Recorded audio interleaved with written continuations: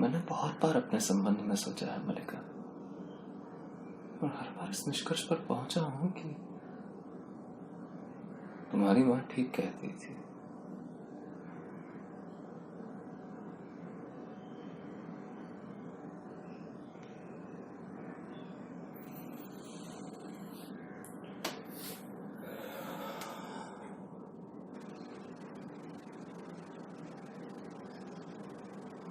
मैं यहां से क्यों नहीं जाना चाहता था?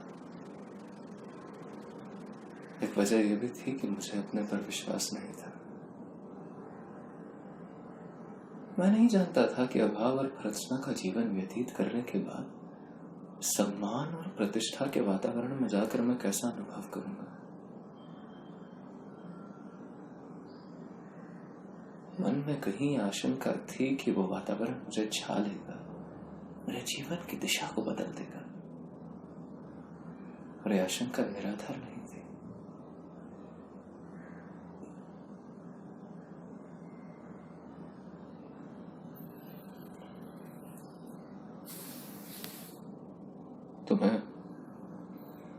तुम्हें बहुत आश्चर्य हुआ था कि मैं कश्मीर का शासन संभालने जा रहा हूं।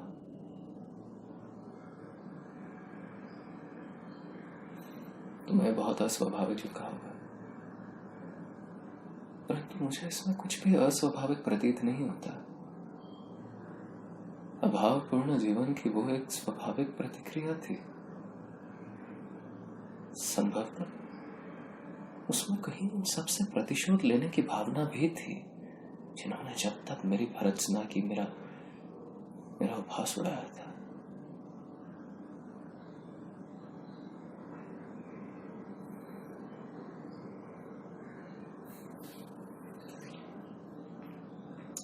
परंतु मैं जानता था कि मैं सुखी नहीं हो सकता।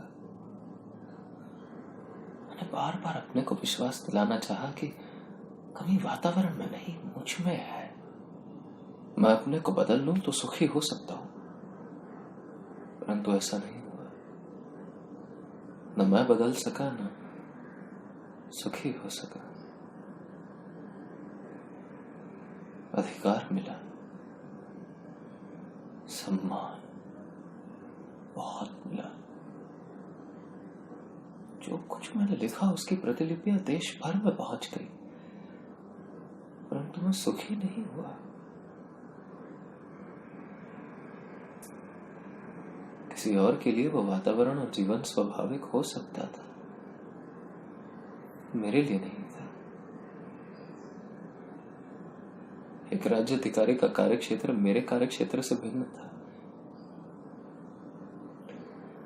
मुझे बार बार यह अनुभव होता कि मैंने प्रभुता और सुविधा के मोह में पड़कर उस क्षेत्र में अनधिकार प्रवेश किया है। जिस विशाल में मुझे रहना चाहिए उससे दूर हटाया।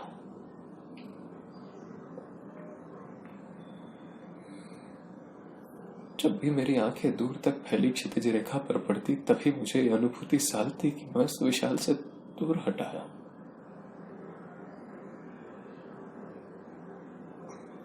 अपने को आश्वासन देता, यह आज नहीं तो कल मैं परिस्थितियों पर वश पा लूंगा और समान रूप से अपने को दोनों क्षेत्रों में बांट दूंगा।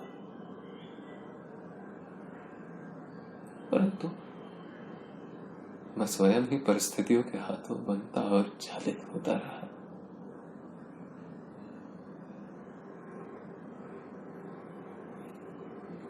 जिस कल की मुझे प्रतीक्षा थी वो कल कभी नहीं आया, और मैं धीरे धीरे खंडित होता गया। और एक दिन मैंने पाया कि मैं सर्वथा टूट गया हूं।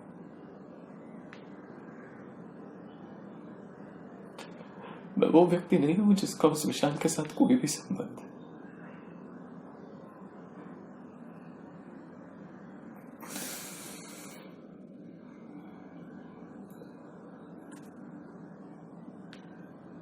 कश्मीर जाते हुए मैं यहां से होकर नहीं जाना चाहता था। मैं जानता था ये प्रदेश, यहाँ की पर्वत श्रृंखला, ये उपत्यका है, ये मेरे सामने एक मूक प्रश्न का रूप ले लेंगे, परंतु लोभ का संवरण नहीं हुआ। उस पर यहां आकर मैं सुखी भी नहीं हुआ। मुझे अपने से वितृष्णा हुई, उनसे भी वितृष्णा हुई जिन्होंने मेरे आने के दिन को एक उत्सव की तरह माना।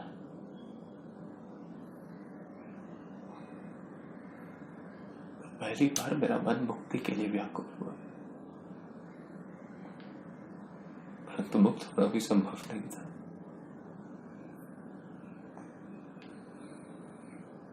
मैं तो तुमसे मिलने के लिए नहीं आया क्योंकि भय था तुम्हारी आंखें मेरे अस्थिर मन को अस्थिर बना देंगी। मैं उससे बचना चाहता था। उसका कुछ भी परिणाम हो सकता था। मैं जानता था तुम पर उसकी क्या प्रतिक्रिया होगी, लोग तुमसे क्या कहेंगे, मैं जानता था। फिर भी उस संबंध में मैं निश्चिंत था कि तुम्हारे मन में कोई वैसा भाव नहीं आएगा। और मैं यह आशा लेते हुए चला गया कि एक कल ऐसा आएगा जब मैं तुमसे सब कुछ कह सकूंगा, अपने मन के द्वंद्व का विश्वास दिला सकूंगा।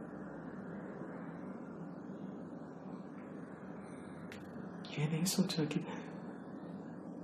द्वंद्व एक ही व्यक्ति तक सीमित नहीं होता, परिवर्तन एक ही दिशा को व्याप्त नहीं करता।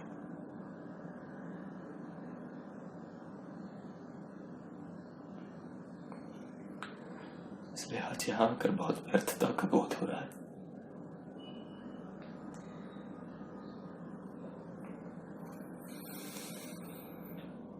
लोग सोचते हैं मैंने उस वातावरण और जीवन में रहकर बहुत कुछ लिखा है, परंतु मैं जानता हूं मैंने वहां रहकर कुछ नहीं लिखा। जो कुछ लिखा है वो यहाँ के जीवन का ही सच्चा है। कुमार संभव की पृष्ठभूमि है यह हिमालय, और तपस्विनी उमा तुम हो। मेघदूत में यक्ष की पीड़ा मेरी पीड़ा है, और मेरा विमर्दिता यक्षिणी तुम हो। यद्यपि मैंने अपने को यहाँ होने और तुम्हें नगर में देखने की कल्पना की थी, मैंने जब जब लिखने का प्रयत्न किया तुम्हारे और अपने जीवन के इतिहास को फिर दोहराया, और जब उससे हटकर लिखना चाहा तो रचना प्राणवान नहीं हुई। रघुवंश पे अंश का मिलाप मेरी ही वेदना की अभिव्यक्ति है, और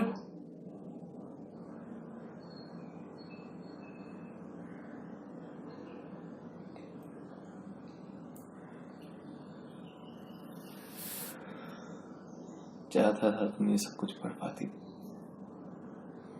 पर सूत्र कुछ इस रूप टूटा था कि